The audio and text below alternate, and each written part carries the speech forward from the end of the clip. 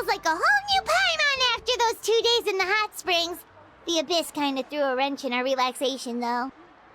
Still, spending time here really has felt like a vacation. The Kaholosaurs are so nice and so fun to play with. Their bellies are super bouncy. Oh, and Atea's snacks were so delicious. She gave Paimon some for the road just this morning, actually. Yelling at some kids who got caught throwing stones in the hot springs, so not much has changed since we first met her. Hey, you guys. Sleep well last night? Yep, this area is so nice.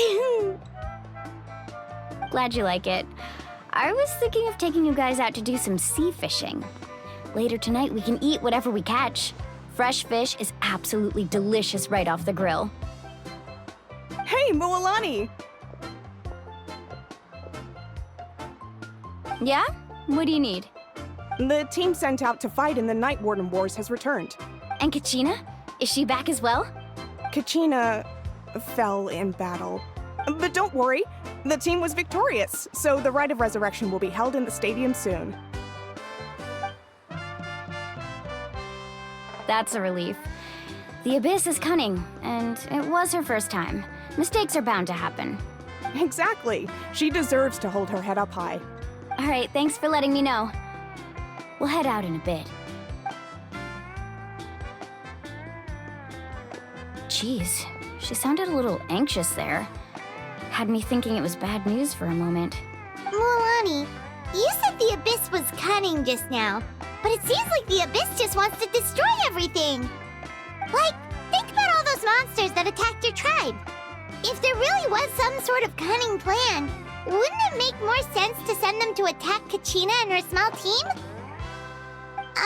Not that Paimon wants them to be in any more danger, it's just... Relax, I get it. The Abyss is difficult to understand, that's for sure. At a glance, it certainly seems like the only goal is total destruction. The Abyss isn't a living entity after all, so what capacity for logic or planning could it possibly possess? But through our long history of fighting the Abyss, we've realized things aren't quite so simple. 500 years ago, the Abyss invaded Teyvat. You know about that, right? That's right. Khaenri'ah suffered greatly during that time. But so did every other nation in Teyvat. And Natlan was the worst affected of all. It took the combined efforts of the then Pyro Archon and heroes from every tribe to finally repel the Abyss. Even so, the effects of the invasion lingered for hundreds of years, only able to be reversed little by little. Our tribe's waters were contaminated. The Children of Echo's territory was overrun by dangerous sludge surging from underground. Unrelenting black winds tore across the lands of the Flower Feather clan. It was like each disaster was designed for a specific tribe. Exactly. We once thought that the Abyss's desire for destruction was a sort of primal instinct, but its methods are, in truth, marked by intelligence. We now believe the Abyss has invaded the Night Kingdom, and has the capacity to read the memories of this land at any given moment. And that's how it became so dangerous and cunning. Almost like it knows you inside and out. Yes, and that's why we've been unable to fully eradicate it, even after all this time. Luckily, the problems left behind by the Abyss have been successfully addressed by the various Pyro Archons we've had over the years. Now every tribe is prospering and things are looking up. I mean, just look at what we managed to do a few days ago. We totally fought them off.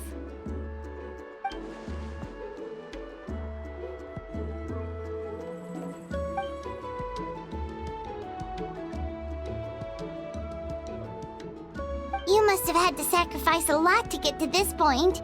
Every battle, every sacrifice is in pursuit of a future where we get to stop fighting. Responsibility, duty, unavoidable burden. Everyone in Natlan views the war differently. But I believe we will be rid of the Abyss one day. And the efforts of all who fought against them will become a story for the ages. To think that my name could survive in ballads passed down to future generations, it's kind of romantic. Everyone has something that drives them forward, you know?